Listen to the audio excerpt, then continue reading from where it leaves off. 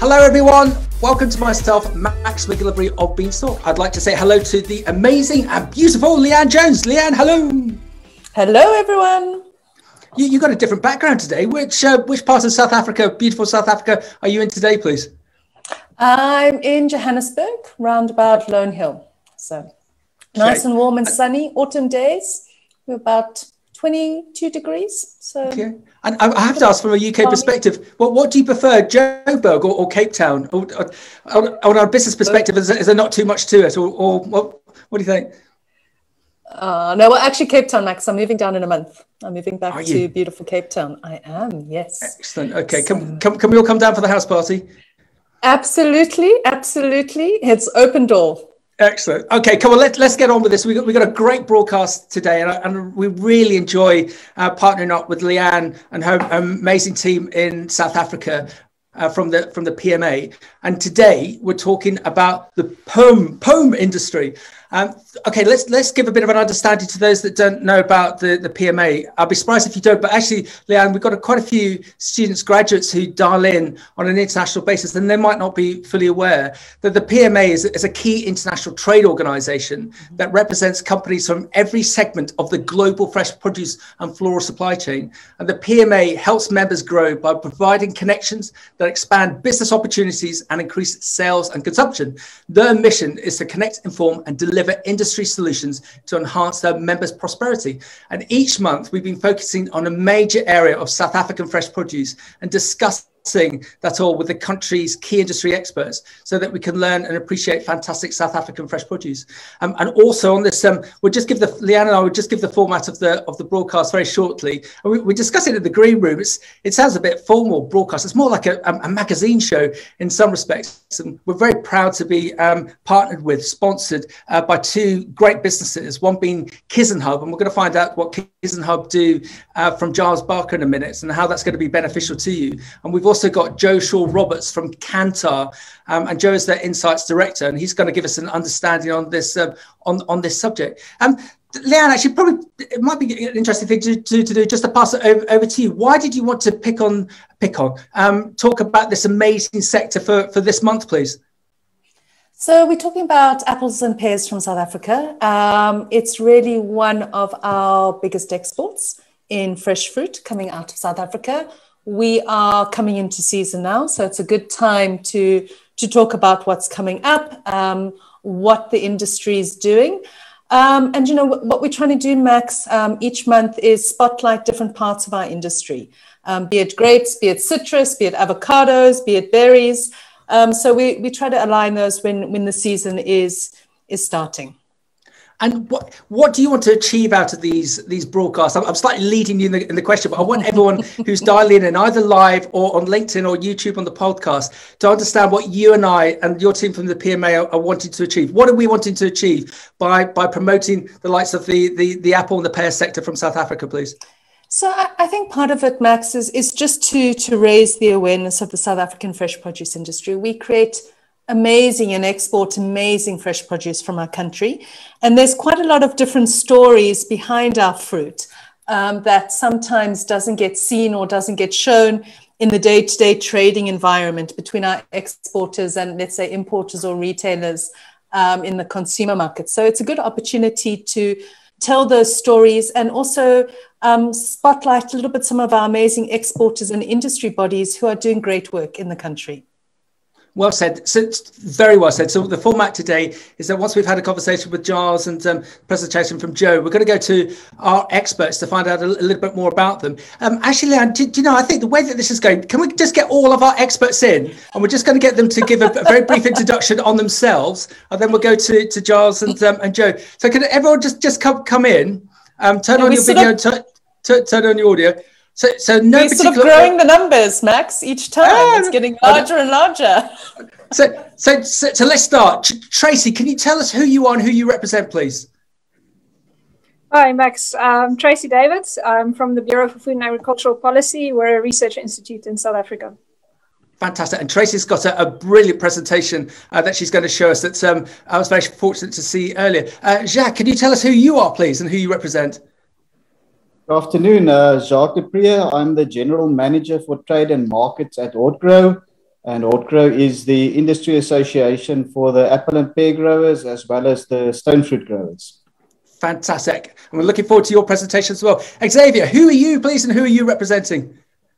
Hi, yeah, Xavier Murray, Managing Director at Cape 5. We're an exporter from South Africa, export globally, apples, pears, stone fruit, citrus, and we've been around since '97. Excellent. RV, please.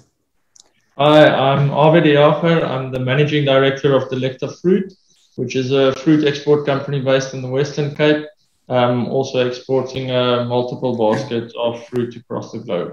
Fantastic. And can you introduce your colleague? I like this.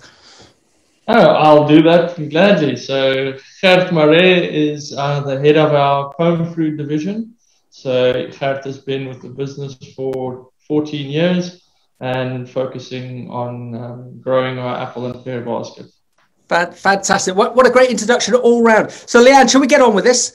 Shall we kick on with the broadcast? So if everyone could turn off their videos apart from Giles. And Giles, let's hear from yourself. Giles and I have got a great background with each other. We're actually very close locationally wise. I'm in a place called Bury St Edmunds in Suffolk, and Giles is just down the road in beautiful Cambridge. And Giles's business is fascinating, as you'll hear, but they don't just operate in Cambridge. They also operate on an international basis in South Africa, the likes of India. And we would love to assist Giles also get into the likes of the States. But enough from me. Giles, tell us a little bit about your business, please. Hi, Max. Yeah, hello, everybody. Thanks so much for having me on the call. So yeah, as Max said, we're a software business based in the UK, but we build software particularly for the fresh produce industry. In terms of kind of our client base, we work with kind of exporters and importers of fresh produce. So from people similar to the people you hear from on the call today. What we do is we have 4 fantastic solutions, and that starts off with Monitor. So we help your field staff and help your growers monitor their crop in the fields and bring that data back in real time to our software platform. And there we have our Inventories module, which allows your procurement team and your supply chain team to see kind of what your inventories are looking like throughout the season, both in field and in store as well, and also monitoring it when it's being kind of sent to your customers abroad or maybe in your country as well. We then move on to the quality app, and the quality app is for your technical team. Gives your technical team that ability to kind of have all your assessments in one place, be that kind of chemical declarations or kind of size grading information, to make sure you're on top of all your kind of quality information and make sure you can provide that to your customer if it's required. And then finally, Max, we have our supply module. And our supply module links it all together from seed to sale. So it gives you that paperless ability to have traceability from when the crop is planted all the way to where it's delivered to your end customer. So you can jump on the platform and see at any time any of that traceability information, which can help you and help your business kind of retain those key contracts with your customers. So that's it, Max. That's Kissing Up. But if you'd like any more information, please do reach out to myself or visit our website at www.kissingup.com. Yeah, really looking forward to the rest of the talk, and thanks very much, Max. Giles, thank you. And I was very privileged to run a Q&A for Giles and his team a couple of weeks ago. And if you want to get a bit more direct information from our perspective, from Beanstalk, as to the difference that Kiss and Hub can make to your business, just get in contact with me, and I'll send you the video to have a look at, because it's actually very informative. Because Giles, we sort of lift the bonnet of Kiss and Hub and where you are, and also some of the other additions that are coming along shortly that are going to benefit fresh produce companies on an international basis. So reach out to Giles and his fantastic team to hear more about them. Giles, just stay there. Joe, can you come on, please?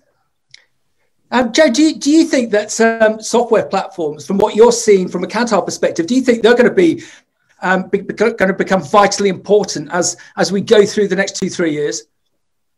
I think if people aren't using them already, then there's an ever-growing need to keep track of not just what's going through and the items that are being sold, but also the manner in which that's happening. So the more we can understand the fundamental behaviours that are driving sales and influencing all of these consumer trends, the more we can start to plan into the future and then think about what we can do to optimise ourselves to sell more, basically, in the future. And I think, yeah, Giles will probably looking at reasonably similar services to suit different needs in that respect.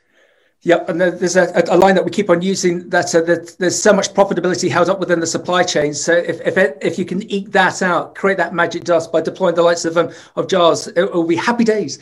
Giles, thank you very, very much. If you could turn off your video.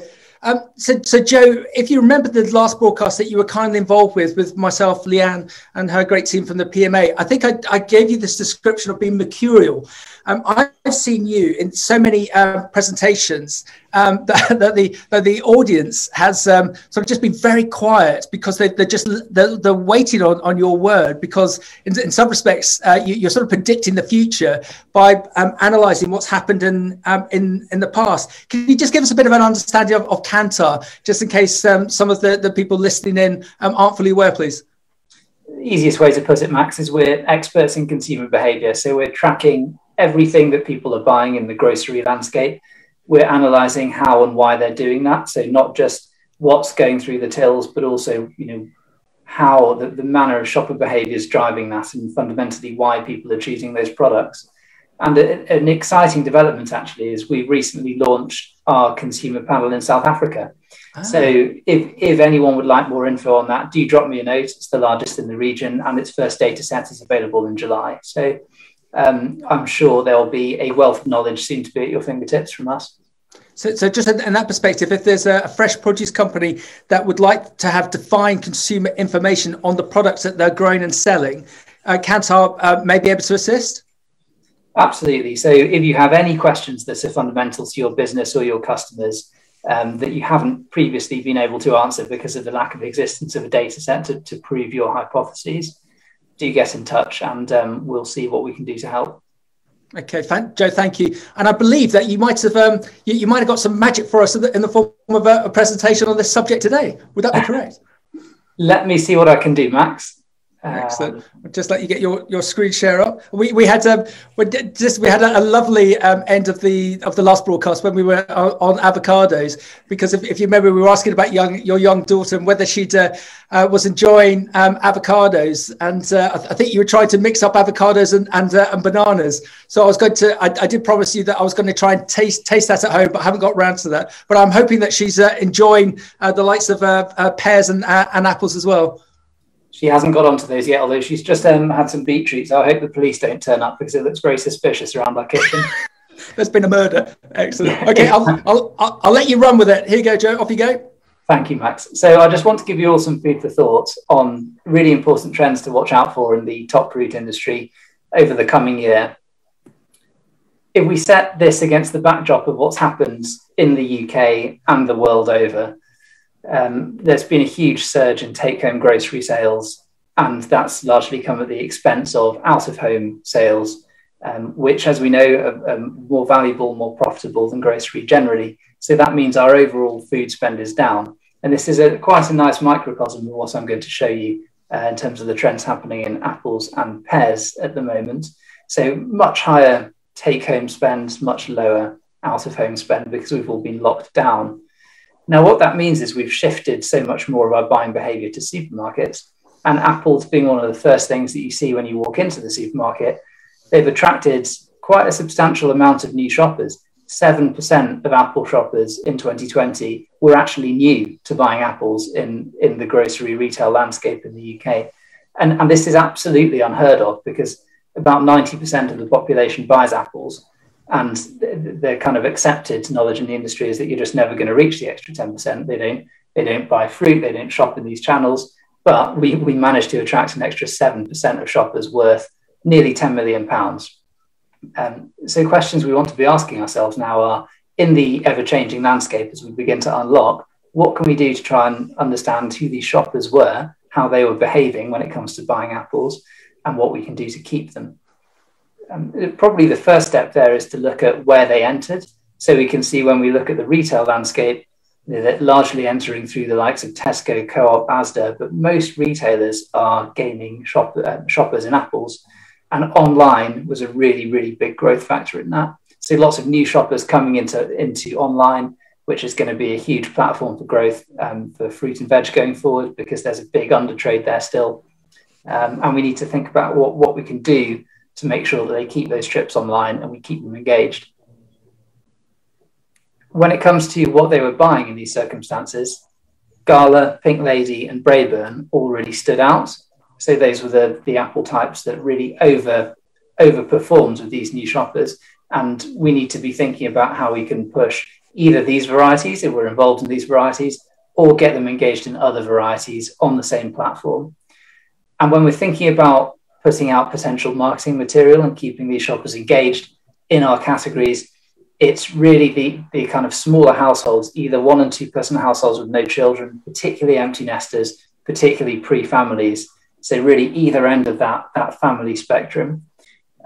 These are the shoppers who we need to be targeting. We need to think of propositions to keep them engaged with apples. And why is this significant? The thing to look at in this chart is the green on the bottom, just above this, this horizontal bar, represents all the new shoppers that we cumulatively added to apples throughout all of last year. You'll notice the green is now dipping below the horizontal bar. This shows us that these shoppers are actually leaving. So it's more critical now than ever to make sure that we stop them leaving and we keep them really engaged. And we do this by tracking their behaviours and leveraging that knowledge to make sure that we're keeping them where we need them. Quick note on pears as well, similarly. Pears actually fascinating because it's continuing to attract new shoppers. The sector's continuing to get more shoppers in and shoppers buying more frequently, and the value's up 18% in the first quarter of the year. So a really positive story there. And actually the I guess positive story that Apple saw last year, even stronger in pears. So nearly 20% of pear shoppers over the last year were completely new to the category, i.e. didn't buy it in the last year. And that's equated to just over £12 million. So there's a huge potential to permanently grow the category here if we understand what this shopper base is, how they're behaving, and think about what we can do to try and keep them. So to give you some indication there, again, it's the empty nesters and the retirees, but also pre and young families who are really over trading in terms of this new shopper group. And the varieties they're buying into tend to be Confluence and Rocker as well. So these are things we need to think about when we're targeting these shoppers to try and keep them in. And just to give you a feel of what this landscape might look like in the next 12 months to help you, with any comms that you try to put out there to retain shoppers, we're looking at a vastly different landscape this year. So about a 12% reduction versus 2020 in that in-home or carried out kind of food consumption occasion. And carried out food in general is going to be leaping. So for apples, we need to think about on-the-go snacking, lunch boxes, and lots of comms to get into there, because that's a trend that's going to be taking off compared to last year. Although, important to remember that our predicted pattern of this trend is still going to be sort of roughly a quarter lower than it was in a typical year. So a really strong bounce back in that sector that you should look to take advantage of. And see if we can get it back up to 2019 levels. But some questions that you might want to be asking yourselves about these new shoppers and how we keep them in, how we make our shopper bases permanently higher in apples and pears, would be how are they consuming apples and pears? If we can understand that, we can understand what they're eating them with, what that consumption occasion is, we can start to tailor some communications towards them to persuade them to stay in our categories, keep buying our produce, and permanently make our categories much more valuable, which will have positive ramifications for pretty much the entire supply chain. So some food for thought there. I'm around for the next couple of minutes if you've got any questions, and then unfortunately I need to shoot. But hopefully you found this interesting, and I will share this deck with you all afterwards. Thank you.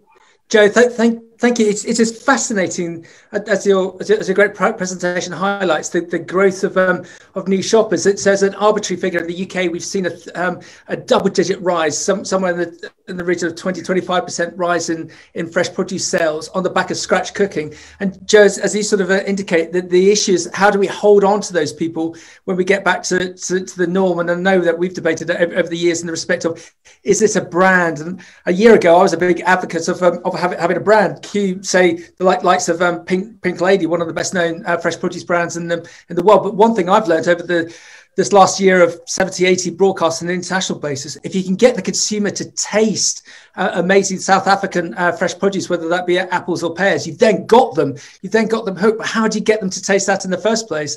And likewise with those new consumers, you would hope that when we get to some form of normality, they will have enjoyed eating South African apples, pears, to the point that they will continue to consume them rather than going to the likes of crisps. Joe, what do you think? Yeah, I think we're riding some pretty positive trends there. The long-term trend is that we're engaging with more types of fresh produce. We're buying more and we're getting a bit more adventurous.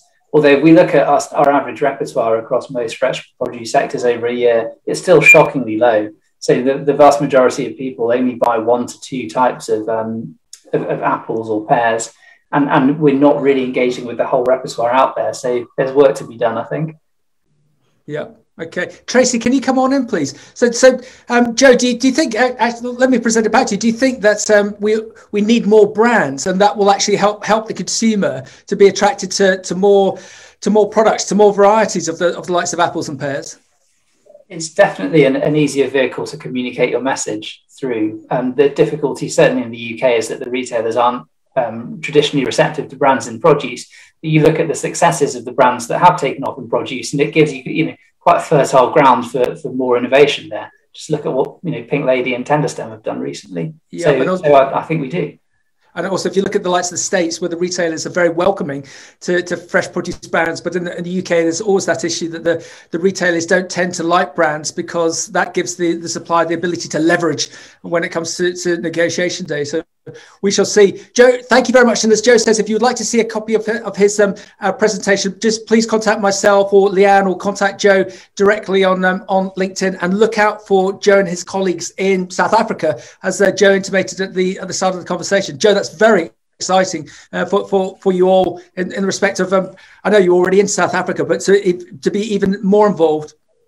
Yes, and to have the largest consumer panel in the region and the biggest understanding of how people are shopping in South Africa, that's really exciting news. And that first data set is dropping in July. So please drop me a note if you'd like any more info, and I'm sure I can sort you out with something. Excellent. And Joe, how is your young daughter? Well, yeah, it looks like she's just murdered someone, but she's just demolished some nice beetroot. So we're cleaning her up.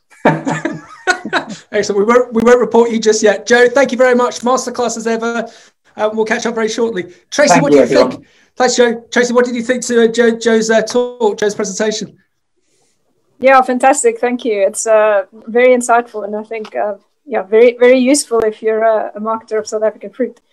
Yeah, it's just because Tracy, I keep on using this stat, and I think Leanne probably pulls her hair out every time I say it, because I probably get it wrong, that South Africa in a conventional year exports 4.5 million tons of fresh produce, and sells internally 3.5 million through your amazing wholesale sectors. And I always want to promote that fact, just to show the size and the breadth of South African fresh produce. So if there was a way to get more consumers in the UK and Europe to consume more, because they find out more about the amazing story, just to taste the product. But a conversation for another day. So Tracy, shall we rock on with your presentation?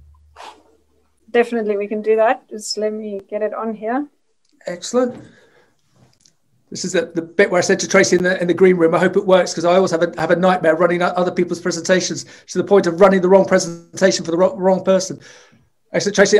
Shall I let you roll with this, and I'll stop my video. So I'll let you how's go. That? Is the presentation visible your side?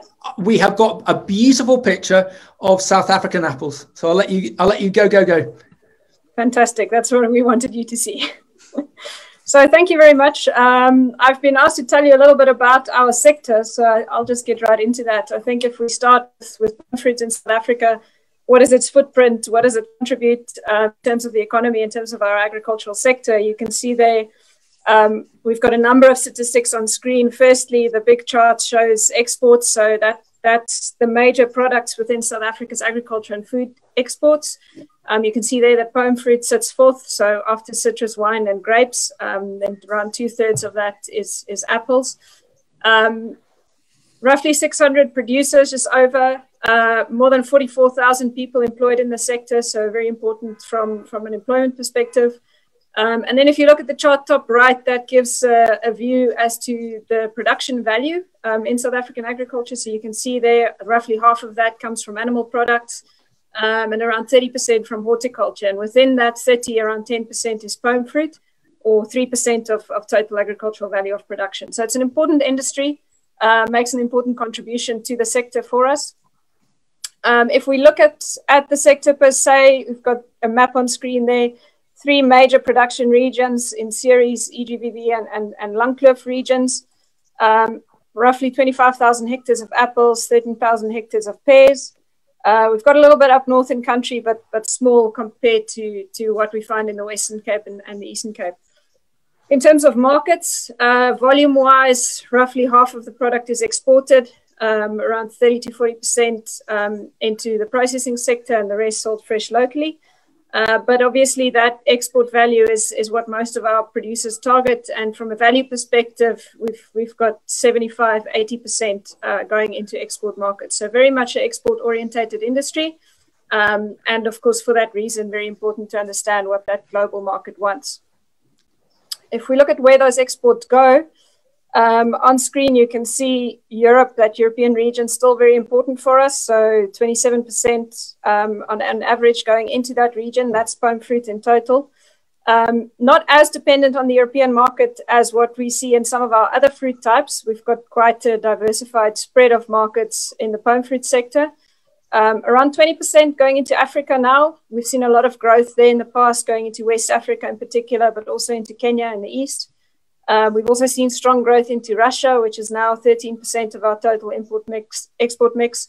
And then also sending a fair amount there into the Far East. And that, of course, is also where we're looking to expand. So that's also regions where we see growth in consumption still in the future. So it's a region very much targeted by the sector for future growth and expansion. If we just look back then, I think Jacques will say a little bit more later about the current season, where it stands and how it's going. So if we just take a bit of an historic view here, I think firstly 2020, so on screen you've got the bar charts for apples and pears. Those are weekly exports. Last year, obviously agriculture was the star of the South African economy in very difficult circumstances. So it was the only sector that actually grew positively.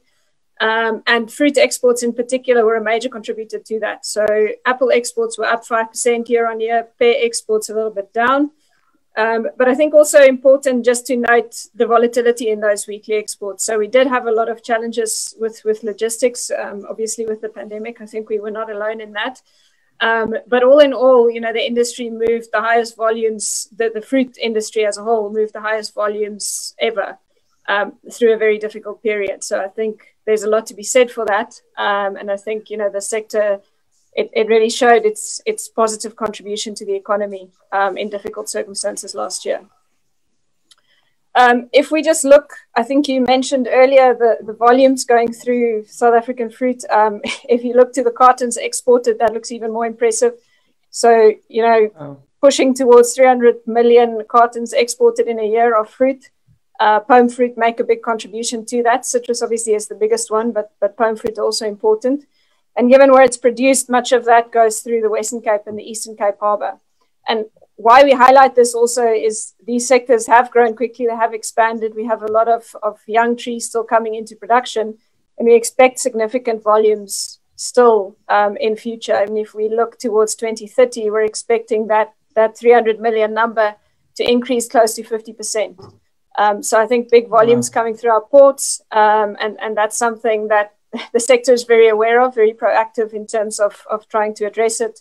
But yeah, knowing that there's a lot of volume to come, and to make sure that our logistical system is ready for that. If we look towards the future, on screen we've got the outlook that we've generated, our view for the pome fruit sector going forward. So we've got on the left, we've got the hectares under production. So those are the line charts, the apple area and the pear area in blue and green. And then on the right axis, we've got the bars which show production volumes. So you can see from that, it's an industry that has expanded quite rapidly. If we look to the past, you know, when our national development plan was first developed and put in place, the fruit sectors were identified as a priority in terms of generating growth, and the apple industry has actually already reached the expansion, the targets that were set to be reached by 2030. It's already reached that. So I think it's safe to say that it will well outperform those goals. Having said that, we do see the expansion slowing a little bit in future in terms of area expansion. I think we are starting to push the limits in terms of resource base. So we still see some expansion in the short term, but then reaching a bit of a plateau over the second half of the outlook. But volume growth still strong. I think a lot of the newer varieties have high yielding potential. And also, as we said earlier, some young trees coming into production. The pear industry a little bit more stable than apples, and less strong growth being forecast for that. If we look towards exports in particular, then, as we said earlier, very much the driving force behind the industry. There we see very much the same thing. So we've got apples on the left showing the tons in bars, and then the line showing the value of exports in nominal and in real terms. So you can see there we still expect reasonable growth in terms of export volumes. Values as well growing in nominal terms very strongly. Even in real terms, a little bit of growth still, but much flatter than what we see in volume terms. And a lot of that has to do with many of these markets maturing a little bit. So prices fairly stable going forward. Pears, obviously a much smaller industry, also increasing over time, but in line with the production that we saw on the previous slide, not as strong as what we see for the apple sector. Of course, if we reach our goals in terms of opening new markets, expanding market access, these price projections as well could look a little bit stronger than what we're currently showing on screen. So to conclude, just to wrap up, I think, the pome fruit industry is very important in South African agriculture. It's got a very broad footprint in terms of production value, in terms of generating foreign revenue, in terms of employment. Going forward, we do see growth slowing a little bit, so still positive, but slowing a bit from the very impressive growth we've seen in the past. And that has to do with many factors, including natural resource availability, things like water and suitable area. But, from a policy side, a lot of the stuff in the works is looking also to expand possibly water infrastructure, which could enable faster growth again. Also markets, broadening market access, improving or making the protocols that we have to comply with maybe a little bit more favorable.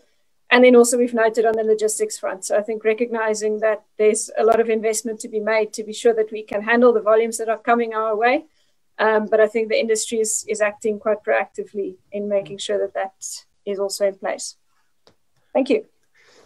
Tracy, fantastic. Just a couple of questions from me. I forgot about the logistical elements. On the avocado broadcast that we did last month, the figures of growth look very similar to that for apples in South Africa. I just asked you the direct question. Do you think the logistics, the supply chain within South Africa can keep up with that growth? It has to, doesn't it? We have to make sure that it does.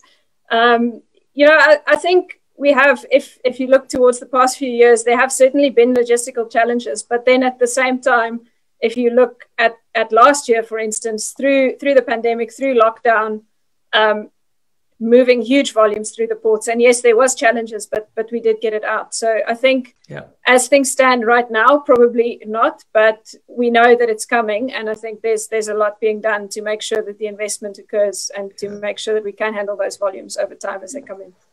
Yeah, you will create a plan. There'll be a plan. It will work. And just one question. We did a very interesting broadcast yesterday with the great group Global Women Fresh, who are promoting women within fresh produce from the field to board level internationally. And there's this big conversation about sustainability and how fresh produce is well, most businesses, most countries, they grow in a sustainable manner anyway. But one of the UK trade groups in Top Fruit has looked to put a big headline about how they're going to evolve on a sustainable basis. What's your view in respect of the bureau and the sustainability element of it? And Tracy, it's such a difficult one because how do you define sustainability? Are you confident that South African fresh produce, especially in the apple and the pear sector, is forging ahead on a sustainable basis? I think so. I mean, yeah, as you say, sustainability is a very broad topic, a very prospect. There's a lot that can fit under that.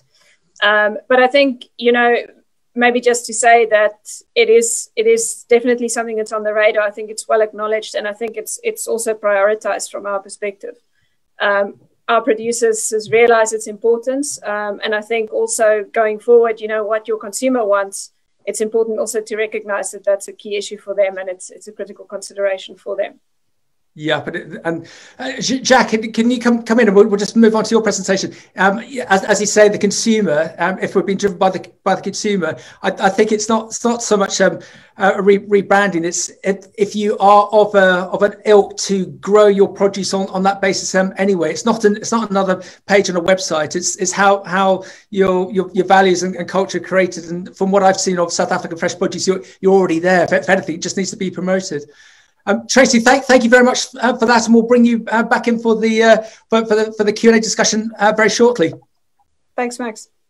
Excellent. And Jack, whilst you're just setting up your screen share, I just wanted to give a big shout out for Hortigrow. I was very privileged 3 years ago to go through South Africa and visit a number of apple and pear growers.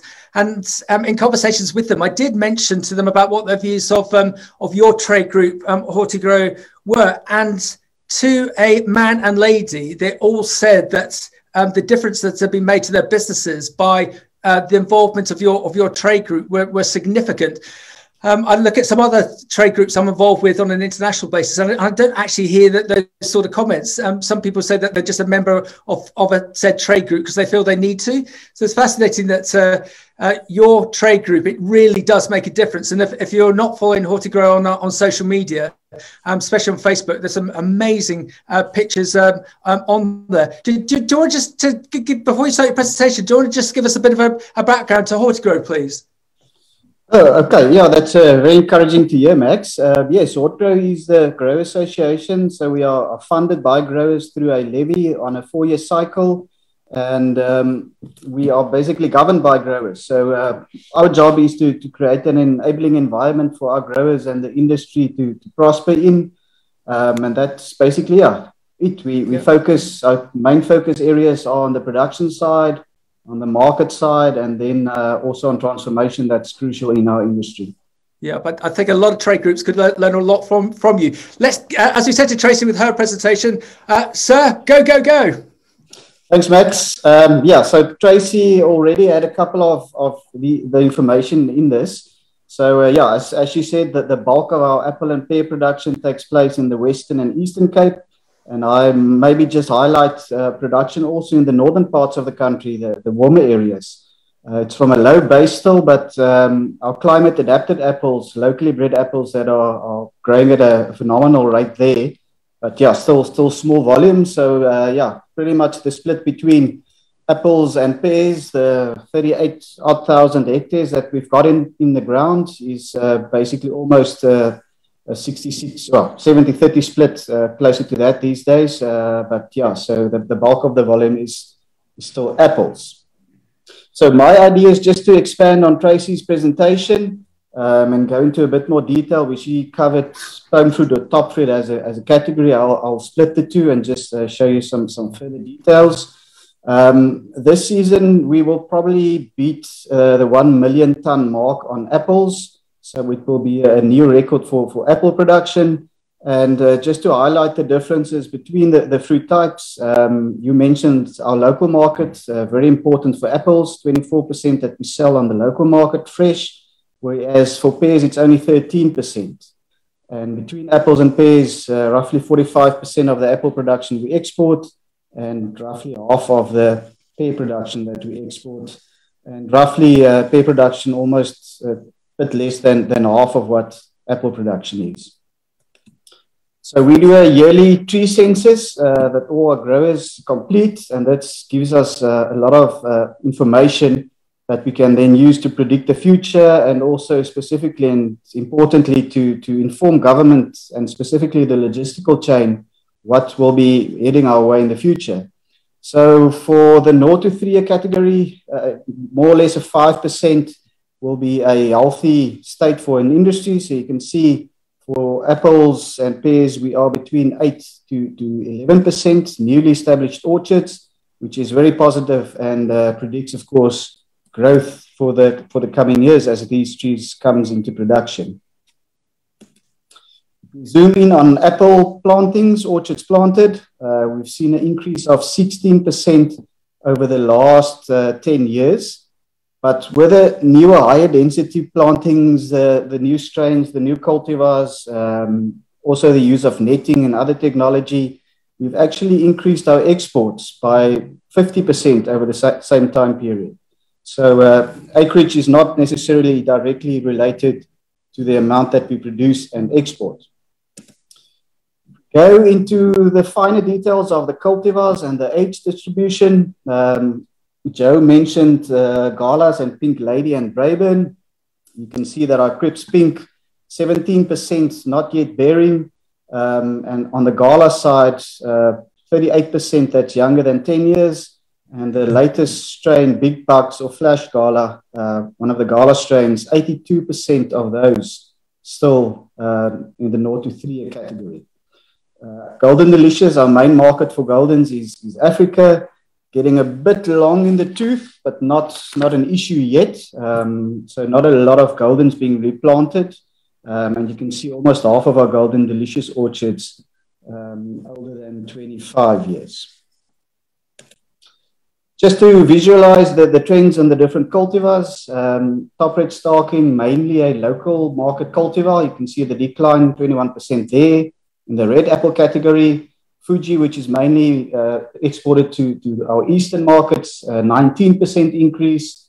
And then back to the Gala grouping, Royal Gala, 20% increase. And Big Bucks, you can see almost 10,000% increase, but from a very low base, of course. And then Crips Red or Joya, 230% increase. Goldens declined by 4% over the last 6 years. Granny Smith, 20% decrease, and then Pink Lady, Crips Pink, 46% increase over that time. So let's get back to this season. I'm expecting a record if everything works out according to plan. A 5% increase that we estimate for apple exports, and all of them except Granny's and top red stalking, which is, we expect a slight decline, but that's due to those older orchards being taken out. Also back to this current season, at this stage, we see, I just saw the last numbers while our presentation started, but the last 5 weeks, we saw quite a spurt or a burst in terms of apples that were passed for export. And at this stage of the season, we are 22% up on last year. So that's great in terms of production, packing, and actually getting it to our different markets. To get to our markets, you'll see for Apple specifically, Africa and the Far Eastern Asia, that's for last year, the full year, 27% each went to those markets. That's only shipments. That excludes road freight to our neighboring countries, as well as the local market. And what we have experienced over the last 10 years or so is a move away from Europe, Russia, towards the African, Far Eastern and Middle Eastern markets, percentage-wise. It's not necessarily to say that we are exporting much less to Europe and our traditional markets, but we have been exporting more and producing more, and a lot of that growth has been into Africa and the East. Get on to pears. As Tracy has indicated, a slightly slower growth rate, 12% that our orchards have increased over the last 10 years. And if we get to the cultivar age distribution, our three big ones, or the two main big ones on the fresh side is Pomes and floral, 7 and 9% respectively in the 0 to 3 year category. And then Williams von Christian, which is a dual purpose, also getting a bit older, but a lot of it is for the processing and canning industry. What is interesting is the growth in the summer blush pear category, the Rosemary, Cheeky, and Salinas. You can see between 22 and 34% of those three are not bearing yet. So we can expect a lot of growth in the summer blush pear category. Just the same for pears again, the trends. So Packham's mainstay still growing 13% over the last 7 years. BC's declining by 15%. And then on the brown pears, a decline for both the Bosque types. And then a barter also declined by 10% over the last 7 years. Floral, by far the biggest one in the blush pear category, 11% increase. And then, as I said, you can see the increase there on the cheeky, rosemary, and Selena cultivars. So for this season, a 6% increase that we expect to 17.8 million cartons that we will export. So also a record that we anticipate for pear exports. And the season basically winding down to a large extent at this stage. Up to now, week 18, we exported 7% more than last year. So the picture for pears in terms of export markets, a bit different to apples. You can see that Africa only takes 4% of our pears.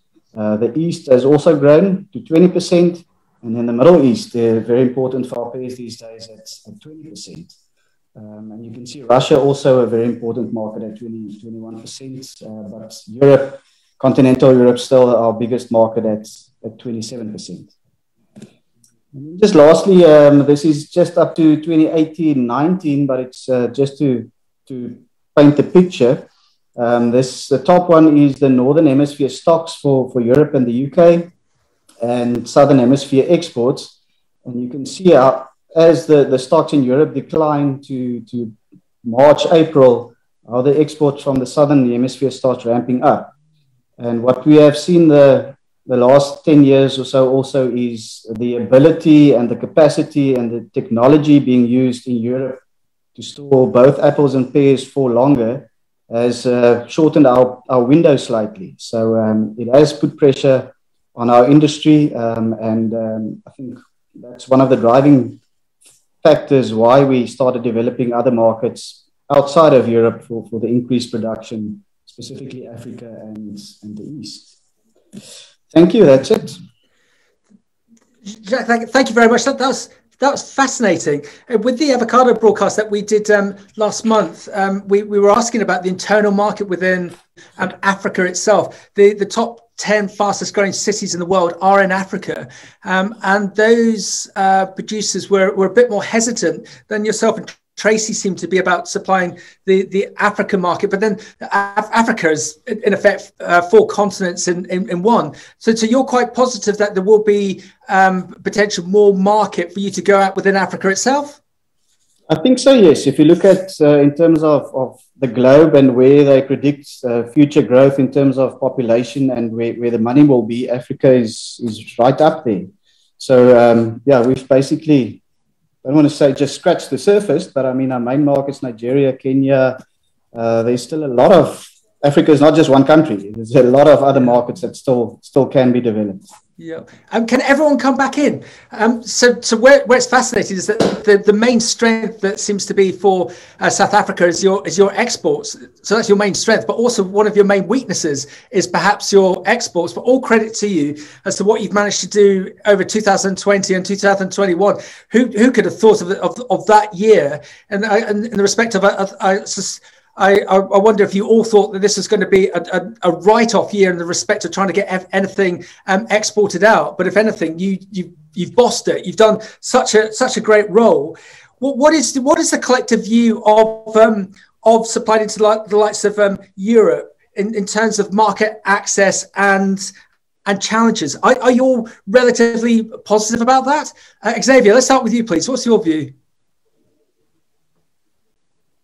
Yeah, I think Jacques' graphs painted the picture. So I think, especially on apples and pears, our window is becoming smaller, but I think the South African produce or the South African apples and pears have a place in the market. Yeah. And I think it's something that consumers in the market want. If you look at the quality of a new season product versus old store product, I think it's a market that is traditional for us, that we know well. I think logistics into Europe are well oiled. and it's a market that we will keep supplying. It's an important market for us.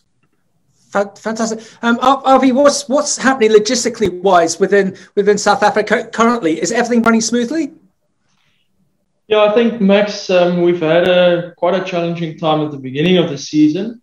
It was very much driven by the east-west trade. But I think where we are now, there's been a significant improvement with many empty containers coming in from the east. Specifically in the last 2-3 weeks, we had large vessels coming in with equipment. And there's a correction. And I think, as Tracy was saying earlier, yes, we know there's challenges, but it's always surprised us how the industry and the South Africans pull it together and make a plan. There's break bulk vessels that's been pulled in, and the prospects for now, for the near short-term future, is that there's a bit more relief. But yeah, with the increased volume, it is something that needs much attention. But I think there's a positive view. And if you look at where we are in the respect of Joe's presentation, also Tracy and Jacques, so just my input, we're definitely picking up within the UK and Europe that people want to be well, and to be well, what have they got to do? They've got to exercise more and eat more fresh produce. And so there's going to be this natural drive to eat more fresh produce. I'm sighing because we had our chief scientific officer for the UK government on this morning on the radio, and he was stating how he's exasperated by tobacco companies. That tobacco companies, and this is his words, not mine, are basically sponsoring death. That they're promoting a product that gives people lung cancer, and we need to stop it. Within the food sector, we've got some not very good food products that large food manufacturing companies produce that are full of sugar and don't do us a lot of good. What do you guys grow? You guys grow amazing fresh produce, and it exacerbates me that you have to pour lots of money into marketing and promotion, as Joe was saying earlier, when we should just be all going to South African fresh produce to eat more, because it does us better. Gert, what do you think, please? What would your stance be on that? I think if I refer to a graph seen earlier by our marketing window closing in Europe, I think we have to produce something that's more attractive to the consumer. We have to produce something that is that they can't get somewhere else, and especially I think our eating quality is different from the rest of the world, because we grow fruit on a latitude that nobody else is growing fruit. So we've got a different taste because of our day length and our warm summers. So I think that should make the difference eventually, to widen that window of opportunity in Europe again. And do you think... Oh, Max, I was just going to jump in with Gert and just say I was looking at the graphs. I didn't realize there was a pear called Cheeky. I'm going to be looking out for that. But I think I just wanted to ask Gert's example on sort of bicolored pears and floral pears and those bicolors. I think that's a good example of creating something for the market that's new and different. And I think that's Gert has a nickname in South Africa called Mr. Floral.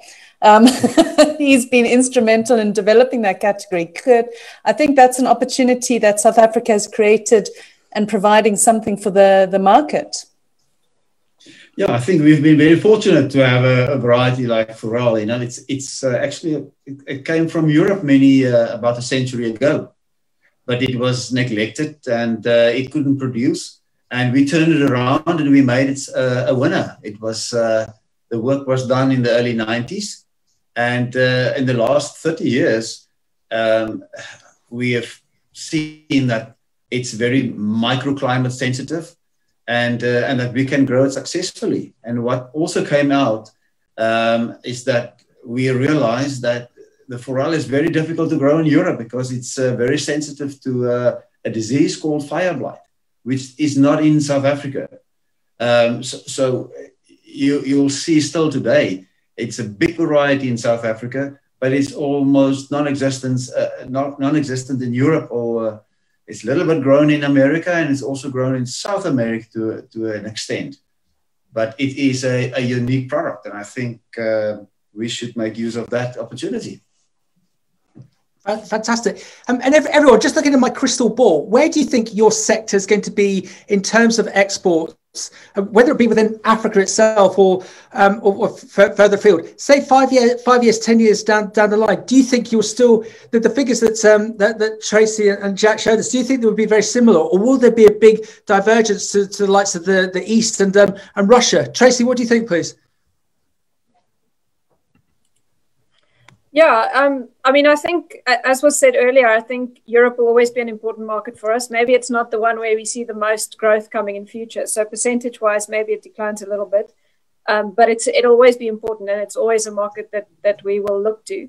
Having said that, I think, you know, if you just look at income growth, population growth expectations, the East is obviously important. And then Africa, you know, specifically for apples, we've seen a lot of growth into that. As you were saying, there's big cities expanding, a lot of urbanization. It's definitely a growing consumer base, and I think, you know, we're well placed to supply it. So that's also definitely something that I think will be an important going forward. And Jacques, you look at the growth that's happening in the likes of avocados and within apples and pears. So there's presumably a lot of confidence within South Africa that there's going to be this demand, whether it be from Europe or the East. Where do you think it's going to be 5 years out? The growth in terms of markets. Yep. Well, I can only add to what Tracy has said and support what she said. Europe will always remain important for us for all our fruit types. But the growth we will probably, and then forget about India as well. But Middle East, Africa, and Far East, Southeast Asian countries, that's probably where the growth will lie in terms of our increased production and increased exports. Excellent. And then everyone, just coming back to this question about how can we make South Africa become more competitive? And I suppose this is a bit of a catch-all question. This is in the respect of growers getting more margin, but also South African produce being more promoted. How would you like to create that success ongoing? RV, what do you think, please? Well, I think Max had touched on it in terms of the eating quality of where we are situated. So we need to reap the fruit of that and take the advantage. But I think in terms of production improvements, there's a lot to be done. And netting, as Jacques has said earlier, is something that is transforming our industries. And the appearance of our fruit, quality, color of our fruit is something that is improving. And with that, we will stretch it into the different markets as needed. Because I think if we look at our total basket, and you see it clearly with the apples and pears, apples, for instance, is less relevant in Europe, but pears is very relevant for us in Europe. So we'll need to play to the strengths of each category. But specifically, fruit eating quality is something that we strive on, and we need to improve production to make sure that it matched that eating quality. And in some ways, I think you're being a bit modest. In our green room, I was showing off this pink lady apple from France, and as a number of you mentioned, actually the colours are not very attractive compared to South African fresh produce. Do you think with South African fresh produce, we need to promote your products even more so to tell the story of you all of amazing South African growers? Do you think that would work in the eyes of the consumer so that they then taste them? Xavier, what do you think? Yeah, I agree with you. I think I don't think we're very good at promoting ourselves. I think we do have an amazing product, as Gert and Arby's been saying. And I think the innovation that's taken place in the development of higher color strains and higher color varieties is going to play a big part in helping that. Because I think in the future, if you look at Jacques' graph of young trees and young orchards, it's heavily skewed towards high colored, larger size products. And I think that's going to make it a lot easier for us to compete, not only in Europe and the UK, but also in the East and Africa. So everyone, is there a way between all of us and between all of our organizations where we can positively affect the consumer so that if they've got a choice on a supermarket shelf, whether they be in America, whether they be in Dubai, whether they be in the UK, whether they be in India, whether they be in China, and they see South African produce rather than another country's produce, that they go for the South African produce? What do you think is the magic dust? What can we what can we boss together to make that change? Gerrit, what do you think? Well, I think just to name one example of galas, we've seen that gala is in South Africa the second biggest variety after goldens, and of the 9 million cartons of galas that we export, there's basically 3 clones at the moment, which is over time could be a bit boring. But in the next 3 or 4 or 5 years, you'll see an addition of 5 different gala varieties introduced into the market. And each of them will suit a specific market in the world. So that's quite exciting. And then if you look at the whole apple basket, it's dominated by 3 or 4 varieties. And I think that will change in the near future. At the moment, we're sitting with very exciting varieties that can last long, that eats well, that last in the bowl, in your fruit bowl in the kitchen, which is very exciting. So I think in the past, our consumer get used to 2 or 3 varieties, and then the eating quality wasn't always that good. So they wouldn't come back to buy again. And I think that is going to change in the near future, especially from South Africa at the moment. Because in the past, we couldn't really compete in terms of color if you compare our product with the rest of the market. But that's going to change because we've got new planting material. Fantastic. Well said, Tracy. What do you think is that answer? How can we get the consumer to buy South African fresh produce rather than competing countries? Yeah, I can only echo what's been said, or maybe I can add my views from a consumer's perspective. But yeah, I mean, I think the eating quality has been well noted and well recognized, but you need to get them to buy it in the first place, right? To try it for the first time. But I think anything that we can do that helps us to understand what that consumer wants better will aid in doing that. Well said. RV, if you've got a retailer on site, remember those days when UK retailers used to come out and see you? But when they're hopefully coming on site, or you're having an infernal Zoom or Teams meeting call with them, and they say to you, well, what's the difference? What's the difference with South African fresh produce? Why should we be buying South African fresh produce to put in our supermarket? What would your retort be to them? Max, I think it's been said so many times now, but it is the eating quality. But what also is, in terms of the UK consumer and the European consumer, is the sustainability of that because of where we are positioned to the market. So we've got a shorter transit, it's fresher product that hits the shelf, and the consumer has something that is safe, that is sustainable, and it's healthy. So yes, we need to drive the healthy part of it. It's what we know the consumers want. But I think the sustainability part and the environmentally friendly part, especially towards the European market, is something that can drive us a bit forward. RV, you've got the deal. You're signed up with our supermarket. That's done. We want 200 containers by the end of the week.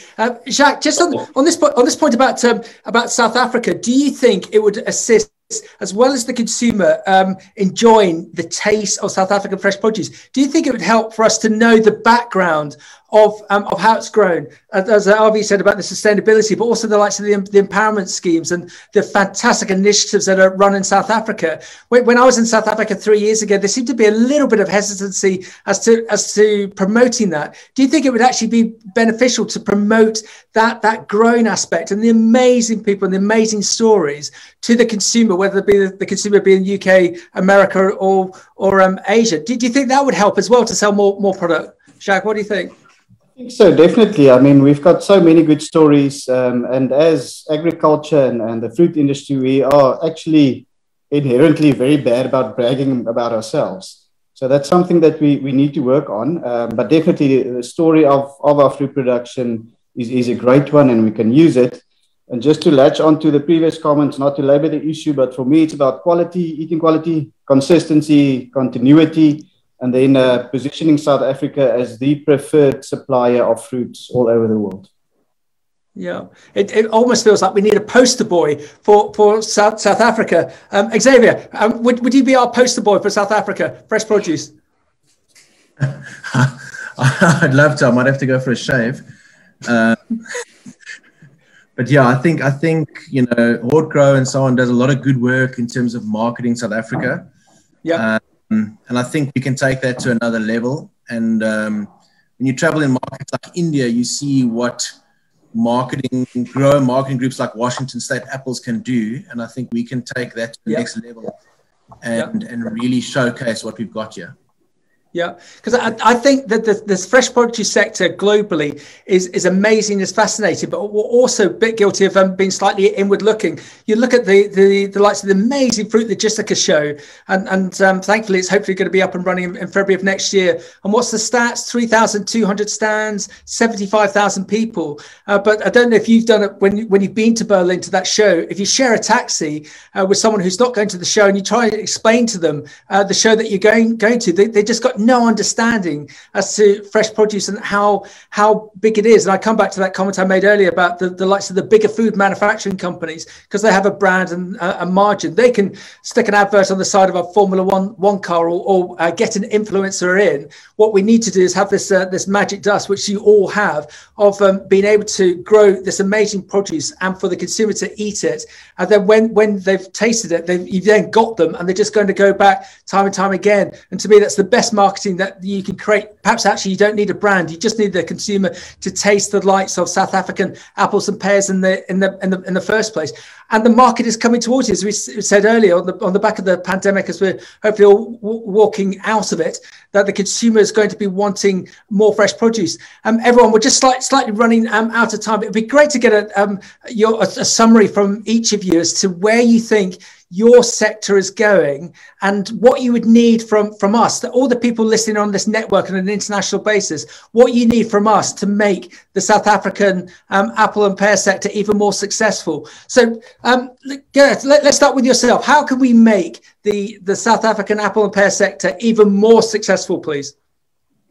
Well, at the moment, I think the first change will start at home, is to create and to produce better varieties that's come more competitive abroad, and I think we are on the eve of that. The new varieties are in box, and I think it's exciting to think that is going to take over the world in the next 10 years. So that is, as far as I'm concerned, very, very exciting. Very exciting. Tracy, what do you think, please? Yeah, I think it's all been said. It's maybe just to pull it together. Yeah, great industry, makes a great contribution, and obviously a lot of scope for growth still. What do we need? We need everyone to eat more South African fruit. That's the bottom line. I mean, we have a good product. We don't need to convince people to buy something that's bad for them. So, you know, as Jacques said earlier, quality, consistency, and let's tell a good story. Let's tell the industry story.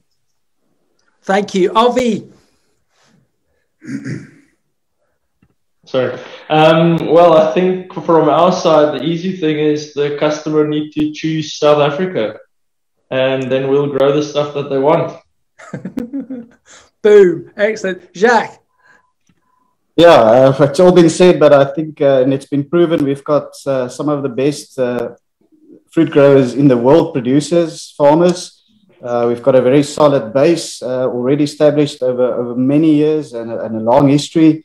So we must build on that and then be the first choice for the trade and the consumers alike. Just can echo what the other panelists have said. Yeah, but and everyone, it's not like anything at all is broken. It's the success that you've created through such a difficult season last year, and what you're going to be able to do on the back of that in the respect of next year and the years to come would look to be very, very positive. Xavier, I accuse you. I suggested you be our poster boy, and perhaps we could put you on every label of South African fresh produce going out of the country. I don't know if that would help. But what do you think? What success would you like to create ongoing? Yeah, I think there's a lot of innovation coming out of the apple and pear sector. New, better colored varieties, better size varieties. I think there's incredible stories on the innovation in farming in South Africa and sustainable farming in South Africa. And I think if the customers in Europe help us tell the end consumers that story, I think we'll grow exponentially. Fantastic. Leanne, just wrap up for us. It's as I said earlier, there's absolutely nothing broken here. It's all there to go for, and all the tools are there in the respect of the likes of Love It or Loathe It, social media, that we all can collectively contact anyone globally with this message about how brilliant South African fresh produce is. But there's so much clutter that we need to get through to get people's awareness. What's your view, Leanne, of where the sector's going? Yeah, I think, the sector, Max, is on a cusp of great new varieties, already a great eating product, lots of innovation around the production and new trees and orchards being planted.